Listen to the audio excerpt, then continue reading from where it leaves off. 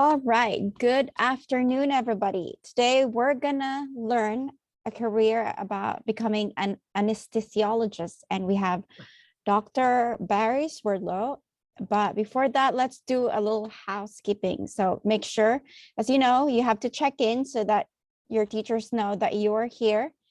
And if you have questions, this is a great questions documents that you can reference to, and the evaluation form. You have to do it right after this event so you can have a fresh ideas on what you're going to write on. And be fully present, pay attention, ask questions. You can put your questions in the chat or you can raise your hand. And again, the evaluation, this is your attendance and a requirement for you to graduate in high school. And if the QR code doesn't work, we will have it in the chat. We'll have the bit.ly link in the chat, and also the actual link to this, all this QR codes, all this check-ins. And that is it from me. Okay, great. So thank you so much. Can you guys hear me okay? I guess you can. Good. Okay, great. Perfect. So it's always nicer to see your faces. So if anyone wants to turn on their video, I would sure appreciate it. I love to see faces. I don't know if that'll overload the system, but I don't think it will. I always appreciate having as much of an audience, a real audience as possible. And I assume that some of you are high school students or some of you are middle grade students. And you're thinking about what you're going to do after graduating school. Does that sound reasonable? Okay, great. And so your teachers have asked me to chat with you a little bit about what I chose to do. And I had no clue when I was in high school that I wanted to be an anesthesiologist. And hold on one second, I'll just get rid of this. And I had little clue that I wanted to be a doctor, maybe a little bit, not a lot.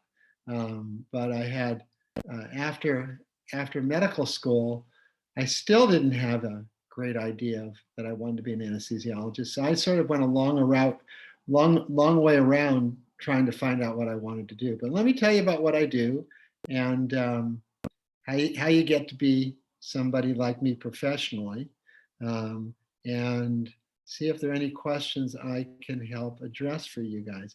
I'm terrible at digital technology, but I'll look in the chat box too. And if you have chats, if you have questions, you can put them there. But I'd just as soon not have to stretch my brain to look in the chat box. So if you have any questions, just interrupt me if you can. That would be best.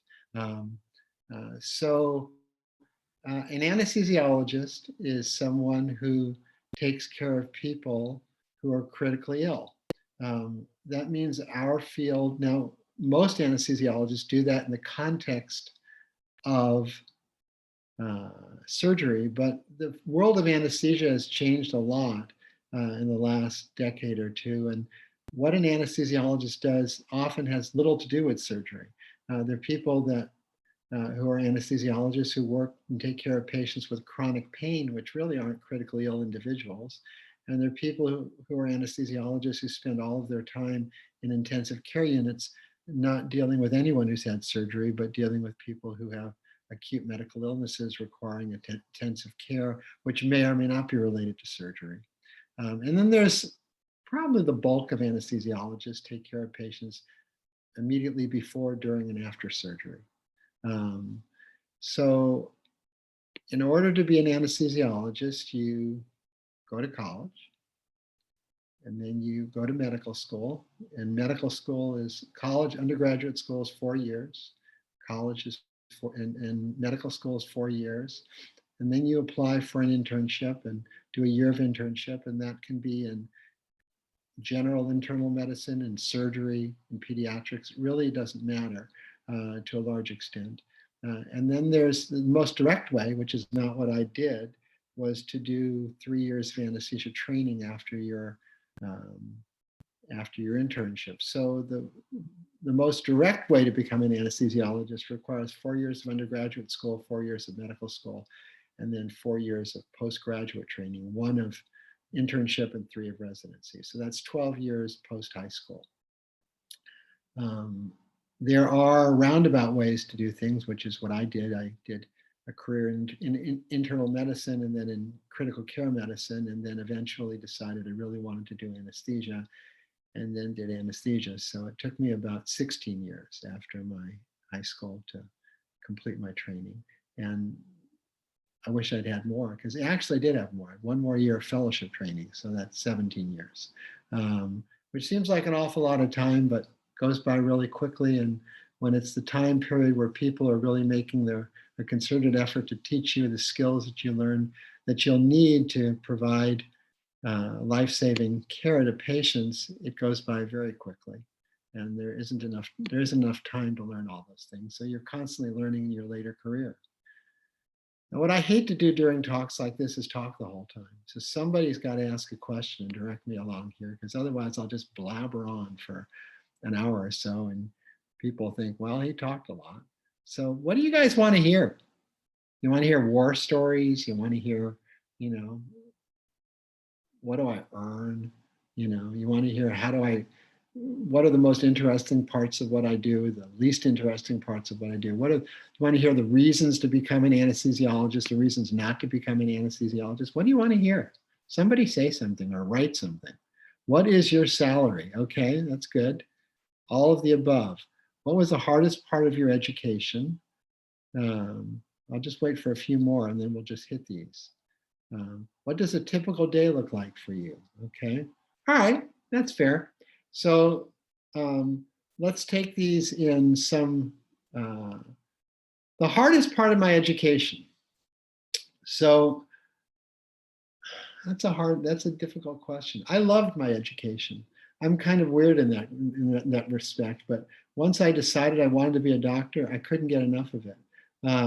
In 4 years of medical school, I went to a very good medical school. I had a very good time there. I went to Harvard Medical School and was part of the Harvard MIT program, which was just a phenomenal experience. I loved it, absolutely loved it. Couldn't get enough of it. On my weekends and nights off, which were few and far apart, I went to the emergency room and spent my time hanging out there, trying to get people to teach me extra stuff. So my hardest part was controlling my appetite for learning. I just couldn't get enough. Residency was hard in the sense that there are a lot of sleepless nights. There are a lot of nights. Now the things have changed. When I was a resident, there was no limitation on the number of hours that you were allowed to spend working. Now in residency programs, they limit the number of hours that you spend working. But I think the hardest part of my training probably was inadequate sleep. And to this day, I can fall asleep you just say fall asleep, Swordlow, and I fall asleep. Because I have so much sleep deficit, it's lasted over the years. And as an anesthesiologist, depending upon what you do, there's a lot of night work. Now, you can opt not to work nights after a certain point in your career, or even early on. You just make sacrifices in terms of where you want to work and what they need. At the end of the day, like any other job, you fill a niche. And if that spot requires you to spend nights and it isn't something that you want to do, for example, if you do obstetrical anesthesia, if you love doing anesthesia for women who are delivering babies, and there's a lot of joy and pleasure in that work, you're going to spend a lot of time working at night, because women have babies 24/7. There's no schedule that it happens on, and you need to be there to provide anesthesia for them when they do so. On the other hand, if you are interested in chronic pain management, you can have just a 9-to-5 job. So what you do, it depends a little bit on what you want to do. But the hardest part of my training was probably not sleeping. What do I earn? I'm going to kind of defer that a little bit. I'm going to say, what do anesthesiologists earn? And it depends what you want to do. Again, the more you work, the more you'll earn. There are people I work in a group. Most anesthesiologists work in a group. It depends upon the setting Again, chronic pain management individuals may not work in a group. ICU individuals may or may not work in a group. But most anesthesiologists working in general operating rooms work in groups. And there are people within my group, it's about a 25-man group, earn varying amounts depending upon um, uh, what they choose to work as and how much they choose to work and and how much night call they're willing to do. But you can earn a very good living and 5 digits certainly. So there's but that is not and I would just, my opinion, there are much easier ways to earn that money. I would not go into anesthesia in order to earn a good living. I think I see that. I teach at 2 university centers. I teach anesthesia residents, and the people who go into anesthesia for the wrong reasons, in my opinion, are foolish. I have 2 kids. I've always told them that I have 3 criteria for their profession, and I would apply that to anyone, including myself. I strongly recommend that your 3 criteria for choosing a profession include, number 1, that you have a passion for it. So when you get up in the morning, you think, oh boy, I get to do blank, whether it's practice anesthesia or, teach surfing or whatever it is that you do, you need to love it because you only have one life that we know of, and you're going to be spending it doing it. A lot of that time. I've spent more time practicing anesthesia than I've spent doing anything else in this world. My days in training, I would work easily upwards of 100 hours a week, probably much more than that. And since I've been in practice, it hasn't changed a lot. So, other than sleeping, and I'm not certain I sleep more than I work and practice anesthesia, you got to have a passion for what you do. Second thing, it has to be ethical. And the third thing, you have to support yourself in any way that you want to live. If you're comfortable living out of a car, you don't need to earn 5 digits. If you need to live in a 7,000 square foot home in the middle of a suburban location, you're going to need more money. So anyway, you earn a variable amount, but that's not a reason to practice anesthesia. Given the long commitment to get into any medical field, how did you know you should invest in that direction? Great question. So, I was fortunate. My parents supported my education. And so all I really needed to focus on was what did I really like doing. And it sounds corny, but I love taking care of people who need my help. It makes me feel, good about myself. It makes me feel good about living. It makes me good to feel that I can get up every day and go in and do my best to help somebody who needs my help. And I have a skill set that is applicable to them.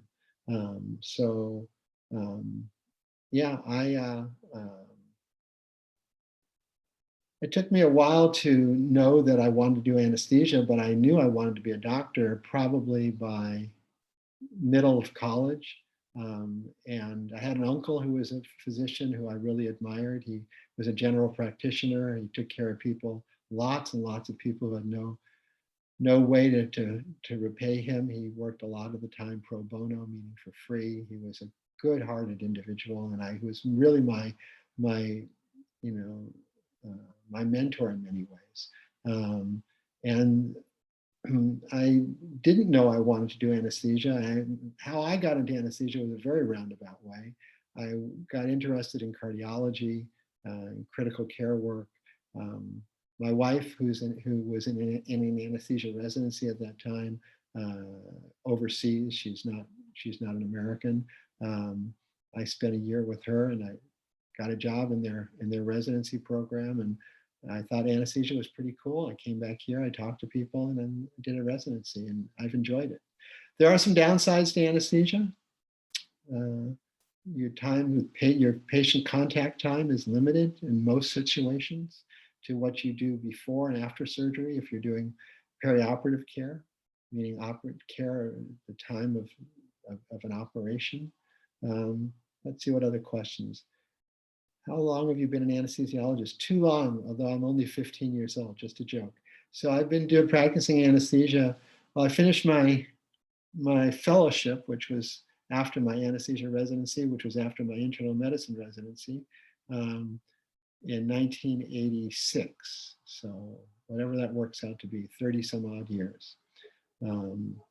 Is there an opportunity for growth in this career? Sure, absolutely. In fact, I think professionally, and certainly in medicine, probably in other fields, people are pretty much like fish. When they stop growing, they start sinking. So I consider every time I go to work, I learn something and I keep on growing. And I go to meetings and I learn skill sets that I didn't have before. I considered going back and doing another fellowship a few years ago, but I found someone to tutor me in an area. Medicine is a dynamic field. It's expanding. Things that people are learning, things, not a static phenomenon. People are learning things every day that push the boundaries of our knowledge and our ability to take care of people. And you either stay up with it or you fall behind. And if you fall behind, you sink. So there's lots and lots of opportunities to grow, both professionally and personally. What type of anesthesia do you do personally? Well, I do all sorts of types of anesthesia. My fellowship training is in cardiac anesthesia. So about a quarter of my work is open heart surgery. I love it. I love it particularly because I work with a great set of people. I'm not certain I'd like it anywhere near as much if the people I was working with weren't as wonderful as they are. I'm lucky. I work with a very unique group of cardiac surgeons. They're not only professionally excellent, they're good people. They're, the sort of people that I hang out with when I'm not at work, go on hikes with them, go out and have a dinner with them. So they're nice people. So I do a fair amount of that. How do you get along? How do you get into taking care of chronic pain patients? Good question. So the best way to get into it is to see if you like it. And as part of your residency training, you do take care of chronic pain patients. Mostly in anesthesia residency, you take care of them in pain clinics, doing what's called interventional pain management, meaning you do procedures to help them. If you like it, and it's a tough field, it's not for everyone, you can do special subspecialty training in it, you can do fellowship training in it, and then eventually go into practice. You usually have referrals from different, people initially don't refer directly to you from patient-wise, but you will have referrals from orthopedic surgeons, from neurologists, from fellow anesthesiologists. The field of chronic pain is a blossoming field. You'll get lots of, if you're good at it, you'll get lots of referrals. You just have to enjoy it. It's not for everyone. People in chronic pain are not the easiest patients, but they can be very, very grateful patients. See how to scroll up this chat box. There's so many questions in it. Tell us a scary story about something you've experienced. My God, I could tell you all sorts of scary stories. So, gosh, I don't even know where to start. Anesthesiologists take care of people often who are critically ill. Not always. Depends what you want to do. If you want to work in an infertility clinic, doing anesthesia for egg harvesting, you're not going to be taking care of critically ill patients most of the time. If you want to work in a GI clinic where you're doing anesthesia for colonoscopies and endoscopies and stuff like that, in general, you won't take care of very acutely ill people, but you'll take care of a lot of chronically ill people with medical problems. If you do trauma anesthesia, cardiac anesthesia, which is partially trauma, you'll see a fair amount of, very acutely ill individuals, people who have been shot in the chest and people who have been stabbed in the chest, people who have been stabbed in the belly. Those are all scary moments when people's lives hang by a thread, and you have to do something to help them out, and you have to do the right thing because you often don't have a second chance. And you can make a big difference in someone's life. You can determine whether people live or die by doing the right thing or the wrong thing, or not doing something timely enough, or listening to somebody who's yelling at you to do something when you shouldn't be doing that. So it can be a very dramatic experience. I tend to be somebody who, I'm very cool, calm, and collected when everything else is falling apart. And that's the sort of personality you want to have when you're doing people who are acutely ill. You are the director of the team that's resuscitating patients, and people look to anesthesiologists in general, and specifically if you work in open heart room or elsewhere where they're acutely ill patients, they look to you as their leader. And the last thing you want to do is be somebody who's projects an appearance of being less than in control. So you need to be totally in control when people are not in control, namely your patient is physiologically out of control, near death many times. And you need to be somebody who understands how to work with individuals, namely your colleagues, because an operating room is a team effort. Work with them and work with them effectively, and not only effectively, but very efficiently, because you often don't have a lot of time. So there are people that fit that mold, and there are people that don't fit that mold well. If you tend to be a reasonably hysterical personality, you probably shouldn't be doing trauma anesthesia. But there are other areas of anesthesia you'd probably fit okay with, where there isn't there's less stress. So I forgot the question. What was the question? A scary, I'm not here to tell you scare stories, but you can imagine there's lots of times. I mean, I talking to a group the other day about a stab wound with a sword, of all things, the right neck through the left neck into the left chest, and a fireman. And that was a very scary operation in many ways. It severed the larynx and the internal carotid artery and a big artery in the chest called the internal mammary artery, and caused a pneumothorax. So the patient was acutely ill and had to do a lot of things efficiently, and that patient did okay. So I can tell you lots of scary stories, but I don't want to tell you too many. You get scared.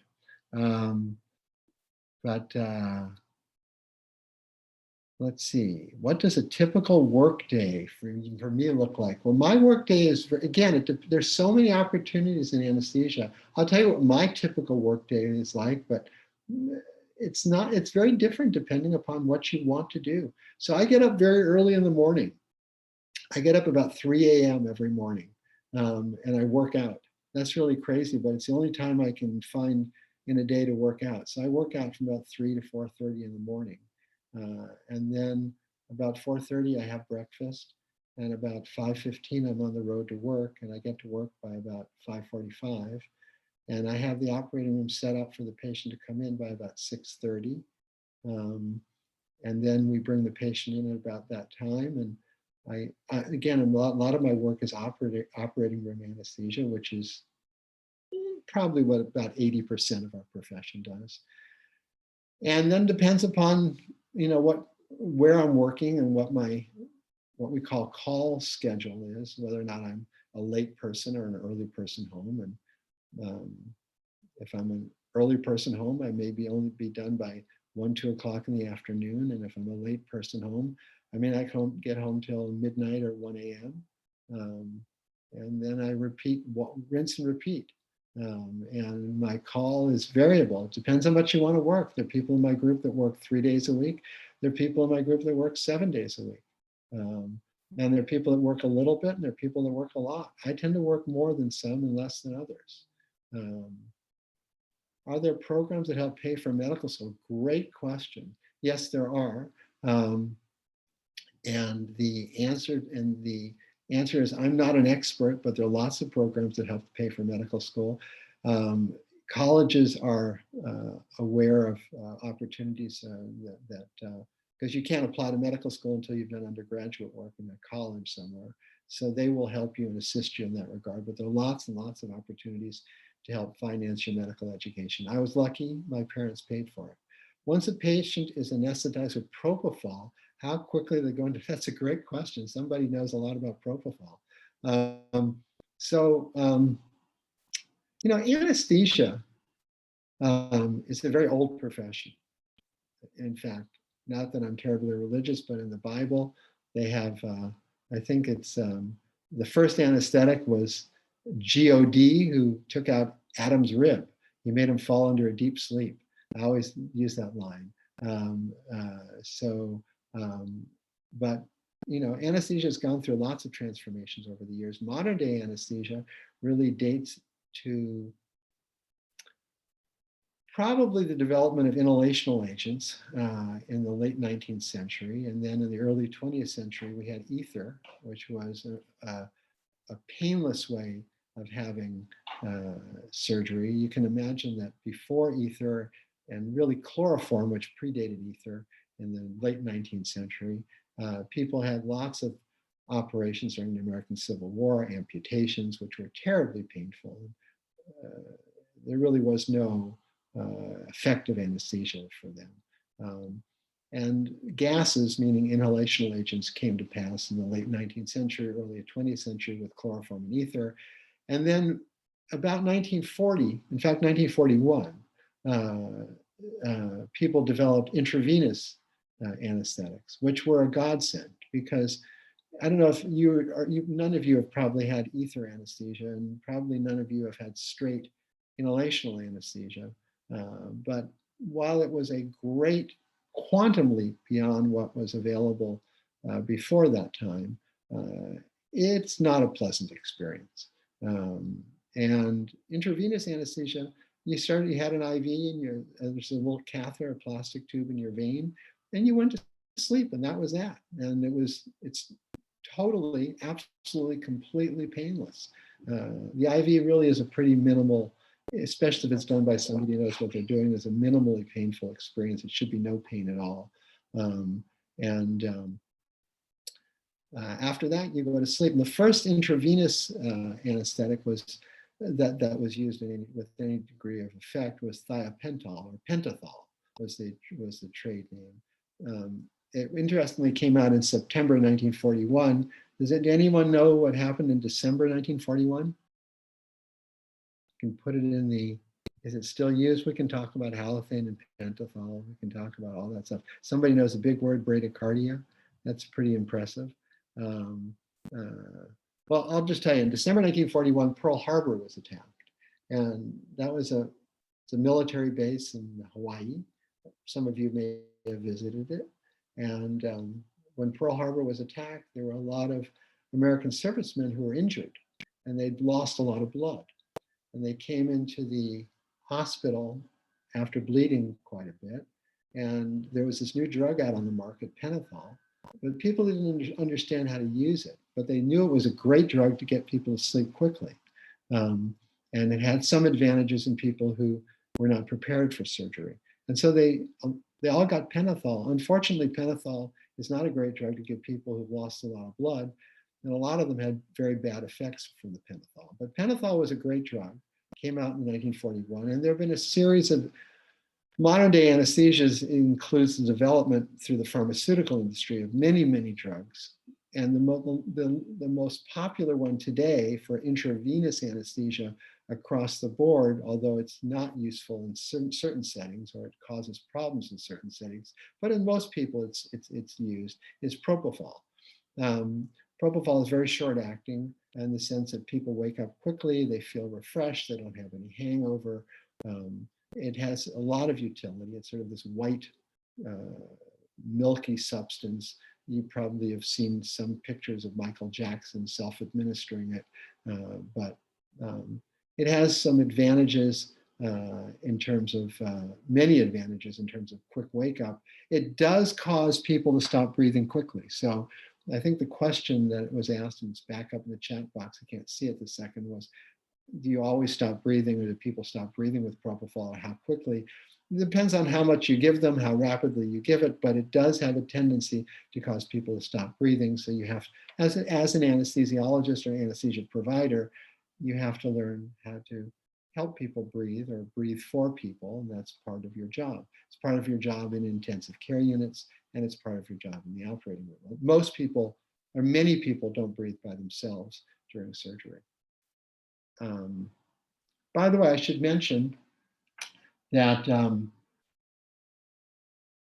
you can practice anesthesia in America without being an anesthesiologist. There's a career, and I teach in the nurse anesthesia program at OHSU, which is something I know less about is the career of nurse anesthesia. But in many situations, the careers overlap. Well, in all situations, the careers overlap significantly. And in many situations, they overlap nearly identically. Not all situations. In many states, and nurse anesthetists are supervised by anesthesiologists. If you're a nurse anesthetist, you're not a physician. You have a separate degree. It's either a master's degree, or today it's called a DNP, a Doctor of Nursing Practice degree. And you have, depending upon the state, more or less autonomy, meaning you can either more or less practice on your own.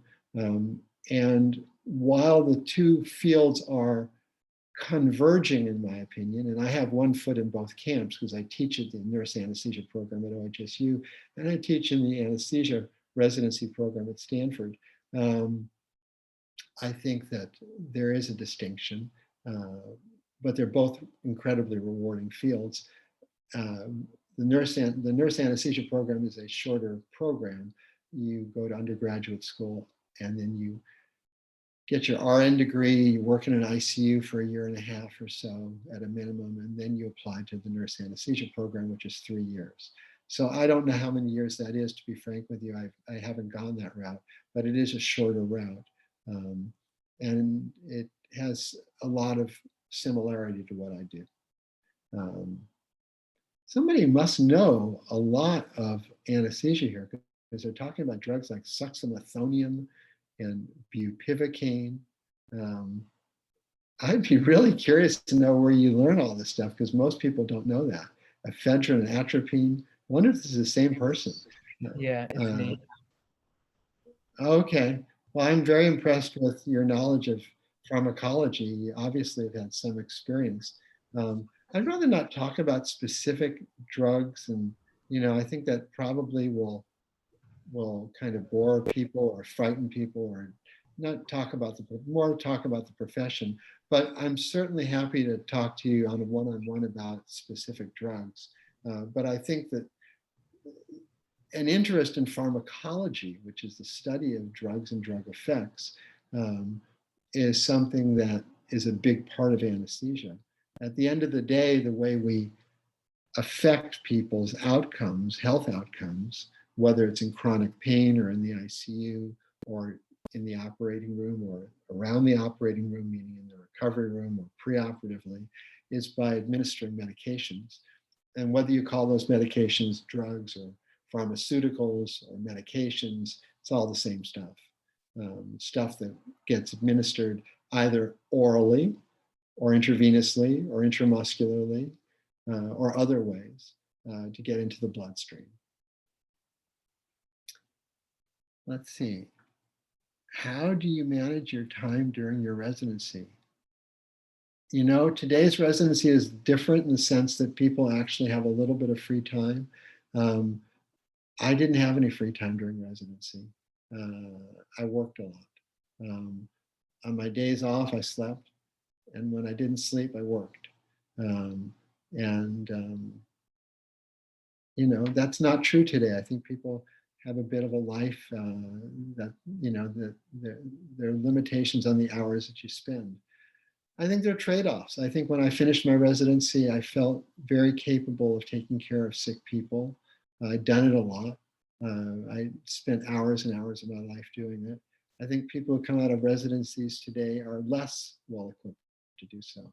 I see them when they apply for jobs. I see how they perform.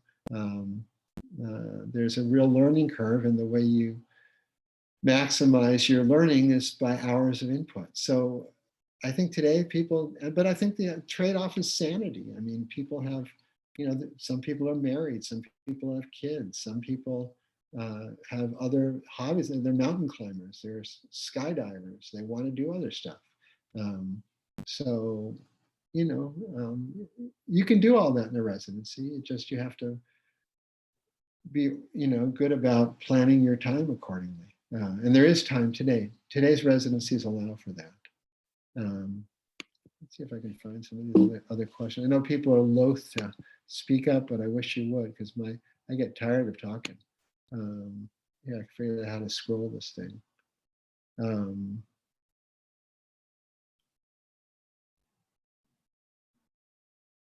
How much downtime do you have between patients? Really depends. You know, sometimes hours and hours. There are days I'll do a case at 7 o'clock and be done by 10 o'clock and not do my next case till 4 o'clock. That's an exception. That's rare. Medicine has become a big business. People, when I was growing up, talked about what Dwight Eisenhower called the military-industrial complex, the coming together of the military and industry, Dow Chemicals, and people to build tanks and Chevrolet, et cetera. Today, medicine is a big business. It's a multi-billion-dollar business, maybe trillion-dollar business, where there is, hospitals and pharmaceutical companies and device manufacturing firms come together. And so it's hospitals, major purpose of hospitals today, in addition to delivering healthcare, and perhaps superseding that at times, is to make a profit. The way they make profit is by taking care of patients. So there's a real factory mentality in hospitals today, which I think is a problem. That's a problem that all of you will have to face. I faced it a lot in my career, but it's becoming more and more the norm. And it's in my opinion, there are ethical issues involved in that whole discussion. But in any case, how much time I have between patients depends upon the day of the week. There's sometimes I have no time. That's pretty common. I just do one case after another. Sometimes I have a lunch break. Most of the time I don't. Most of the time I eat at about 4:30 in the morning and eat again at about 9, 10 o'clock at night. Depends on whether I have a day off, but that's pretty common for me. I love my work, but it's a big, big part of my life. What skills are required for anesthesia? There are lots of skills.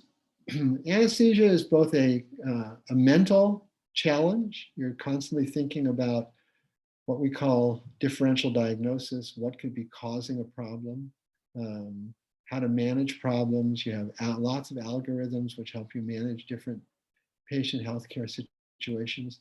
But there are also some, and the big word is haptic, because it means feeling. You do it with your hands. There are a lot of procedures, and people go into anesthesia because they enjoy doing procedures. In some ways similar to what surgeons do. Why surgeons become surgeons is they enjoy doing procedures. And there are a lot of procedures in anesthesia. There are procedures involved inserting catheters, which are tubes in people's arteries and veins, and making them go in different places in the body. There are procedures involving airway management, placing catheters and tubes in the airway and the trachea and the larynx, elsewhere. There are procedures involving placing needles or tubes near nerves in the spinal, near the spinal cord. So there are lots of procedures, and they require there's both a cognitive, meaning the mental process involved in learning those procedures, and a real process, a repetitive process of having to do them over and over and over and over till they become second nature, till you can do them. If the lights go out, you can do them. You can do them without thinking about them, and knowing the nuances of how to take care of them where it isn't straightforward. And that's what comes with time. So there are lots of procedures. Anesthesia is rich with procedures if you want it to be that way. And one of the real nice things about anesthesia is you can, to a certain extent, make it into what you want it. The term anesthesia, I think it's from the Greek. And I think thesia is feeling and anes is the absence of feeling. But it's much more than that. It's much more than making people asleep or taking away their pain by numbing a portion of their body. It's really how to manage their body's physiology, meaning not just their cardiovascular physiology, but how their liver works and their kidney works, how to manage all those things in unusual situations. How do you manage someone's heart, lungs, liver, kidney, spleen, whatever, when they are taking out one lung? When they're doing a heart transplant, or when they're replacing someone's pancreas. it's a real challenge to manage physiology that way. And so it's much more than just having people go to sleep and wake up. That is part of it, but just a limited part. And skills are a big part of that whole process. And my mouth is getting dry just talking about this stuff. Who has some more questions? Speak up. Don't let me do it. I had a quick question. I love it. So would a degree in like physiology really help with anesthesiology? Yeah, would. Not just the degree, but a foundation, a learning foundation in physiology. Physiology is a big part of anesthesia. In fact, I teach both physiology and what's called pathophysiology, which is the physiology of disease states, as a foundation for all the nurse anesthesia students. So a big part of their foundational courses is understanding normal physiology, how the heart works, how the liver works, how the kidney works normally, and then how it works in disease states, in 1,000,001 disease states, and then learning, depending upon how patients present with clinical findings, how to correlate that with those disease states. So somebody with X problem in their heart presents with Y symptoms. Person with X problem in their kidney presents with Y symptoms and signs. So yes, the short answer to your question is that training in physiology would be very, very useful. All right, thank you. No problem. And that's part of medical school. I never took physiology before medical school. I had my undergraduate, meaning my college major. I had two college majors. One was English literature, which was wonderful, absolutely wonderful. I had a terrific undergraduate major in English literature, and the other was molecular biophysics. So very different, but I would encourage all of you, should you go to college, and college is a wonderful experience, to just not do things other than, if you're going to go into medicine, do things other than pre-medical stuff. It's a real opportunity. College is a great opportunity to learn about stuff that you'll never have an opportunity to learn about again. I took a course in South American Indian culture. I still remember the course. It was great. I don't use it at all, but I'm really happy I learned it. I think it adds a real dimension to who you are. See, I can talk about anything. Anyone else help me out here? Speak up a little bit. I have a question. Great. So first off, I'd like to say I appreciate the kind words earlier. I'm very flattered by it. But one thing I've always wanted to know is, what do you do, if something goes horribly wrong? Like, say you're giving somebody a subarachnoid injection, and you get startled by something, or you sneeze really hard and you've just pricked their spinal cord. Now what? Or if you just gave somebody, a big dose of Dilaudid, let's say, for pain, and they're unconscious and they're no longer breathing, and the power goes out in the hospital. Now what? I mean, what do you do in, circumstances which hopefully you'll never encounter, but what's the plan for that? I mean, right. So first of all, you will encounter all those circumstances. Maybe not the precise ones you described, but part of being an anesthesia is a little bit like flying an airplane. There's lots of analogies between the aviation industry and anesthesia, which have been written about, probably thousands upon thousands of articles, not just one article. And just like flying an airplane, most of the flight is very humdrum and routine. Takeoff and landing can be complex, and that is true in anesthesia too. And we call takeoff induction when you go to sleep under most circumstances. And again, there's lots of different anesthesia, but the start of surgery induction, and when you land, it's emergence. But there are adverse events that happen in every phase of anesthesia, whether it's going to sleep or placing a block or, starting a case in some way, induction. There are adverse events that happen during the case, and there are adverse events that happen as the patient's waking up. And there's times when it happens all the time. The entire case is one adverse event after another. And I think part of what you learn in your training is just like probably a soldier or a police officer or anyone who deals with crises, is you learn how to not only manage yourself, but manage your surroundings during a crisis. So again, if you're the leader of the team and your patient has a cardiac arrest or some horrible problem happen, instead of projecting an image of anxiety or grave concern, you need to project an image of this is what we need to do. So Bill, you need to do this. Susan, you need to do this. Larry, you need to do this, or please do this, please do this, please do this. And in order to do that, you need to have experienced it enough to understand and have sort of hardwired into yourself the responses. So when you have those bad things happen, whether it's an abnormal drug reaction, or the surgeon ends up cutting a big vessel, there's a lot of blood loss, or somebody comes in critically ill from a motor vehicle accident, or there's an airway issue. You need to understand the do's and do nots very clear in your own brain, and then you need to translate that efficiently into taking the resources that are around you and managing those resources in a way that they will accomplish your goal, which may be, in the end of the day, it's the resuscitation of your patient. But before you get there, it may be restoration of blood volume, replenishment of blood volume, or fixing the airway, or whatever the acute problem is. So the short answer to your question is, the way you deal with those problems is by making them routine, learning the algorithms that are necessary to manage those situations successfully, and then projecting those upon the resources that you have immediately available to you. Okay? All right, good question.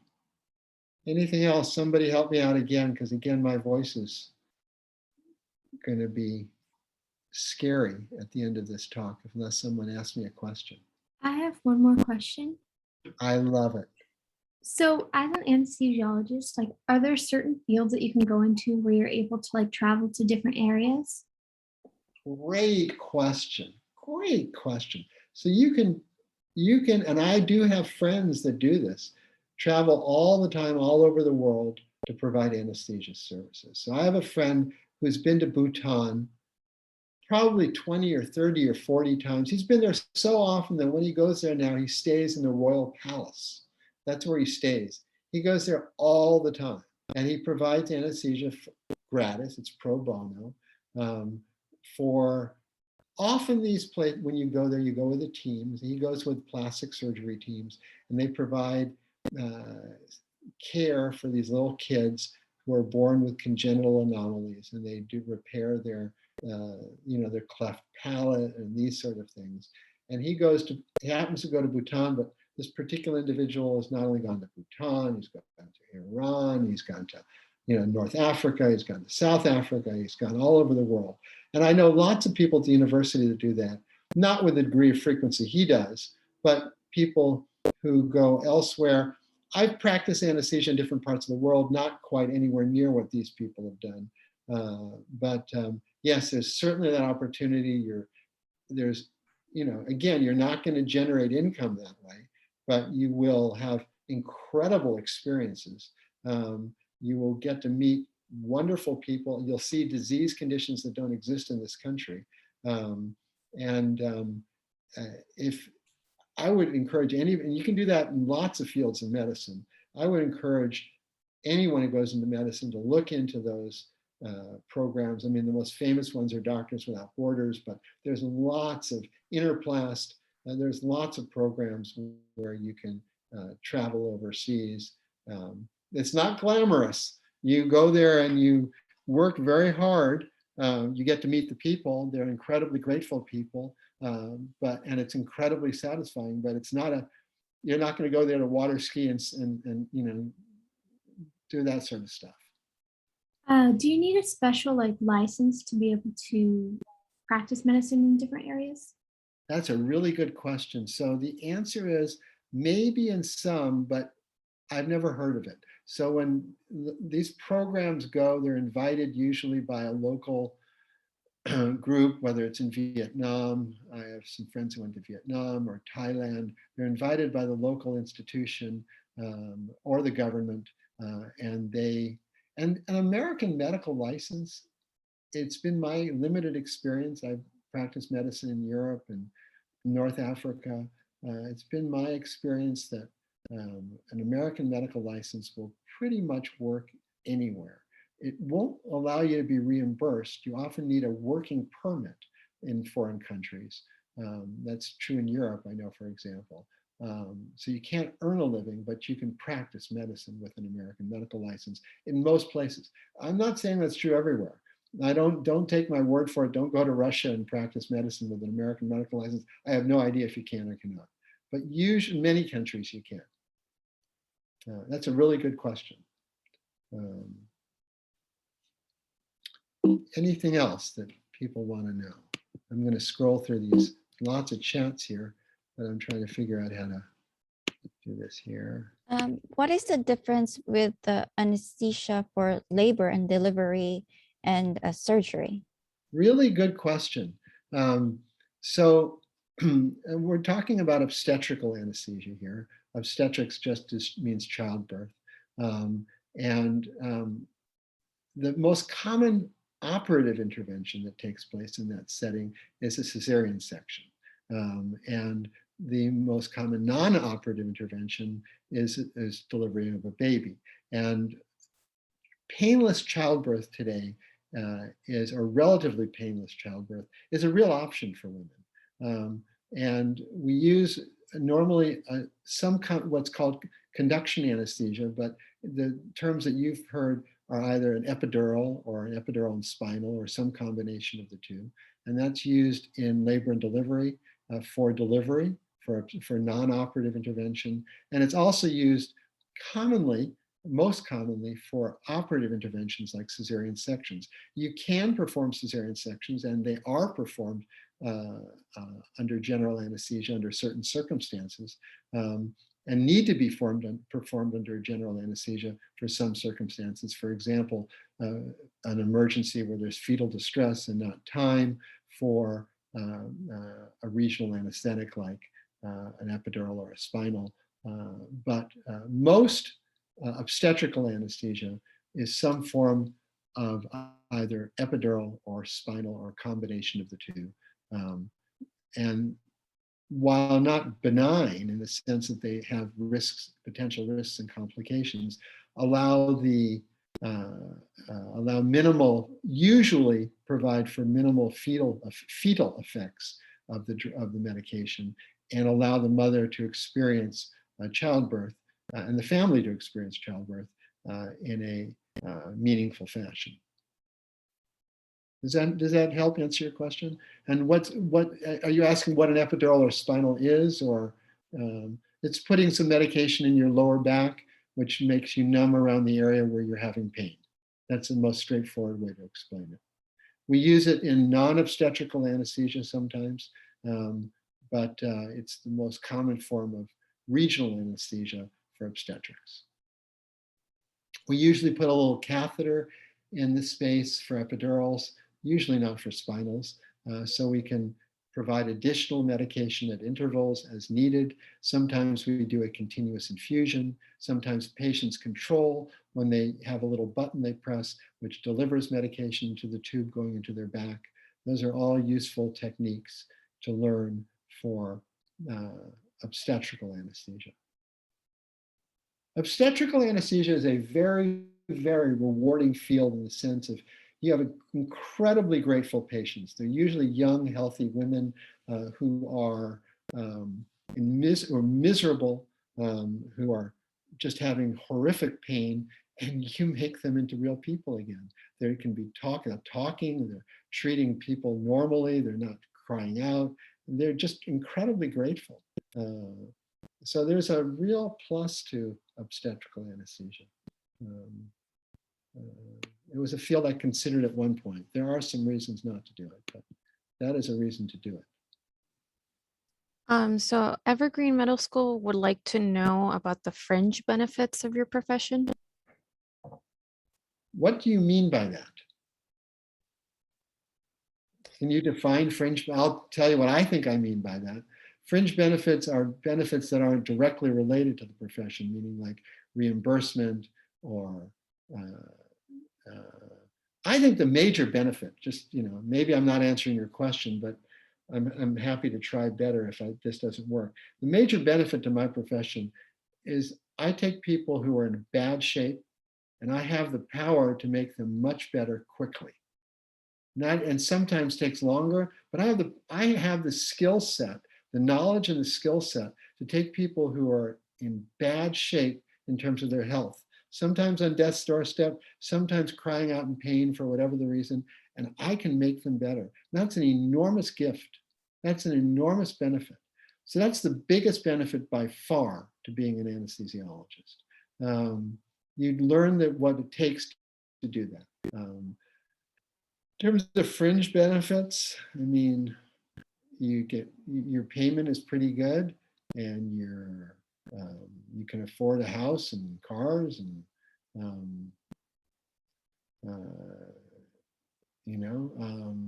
you can afford healthcare insurance. If you're working if you're an employee, you probably have lots of other fringe benefits like healthcare insurance and disability insurance and all those other things that people look at and that are important. But I think the biggest benefit and the reason to go into medicine in general is you want to take care of people who are sick.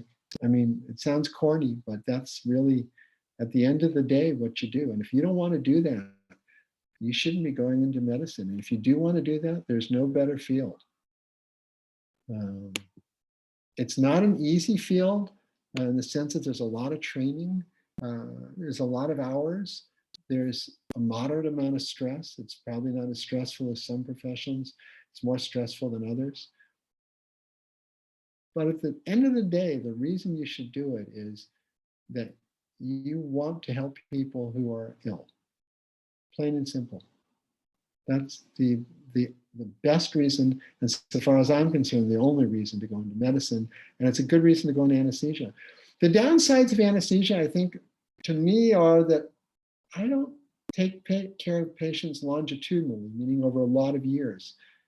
I see people who I've taken care of before. They usually see me before I see them in the supermarket. They'll say, "Hey, Dr. Swordlaw, remember me 30 years ago when you did X, Y, and Z?" I usually don't, but you don't get to take care of people over years, the same people over years and years and years. And you get to have limited contact with people while they're awake. But in general, I think it's I am happy with what I chose to do. Okay. Yeah, all my patients are looking for me. I give them my cell number. They're trying to text me. Tell me what else I can help answer. Otherwise, I think we're up at our hour's time here. Am I wrong about that?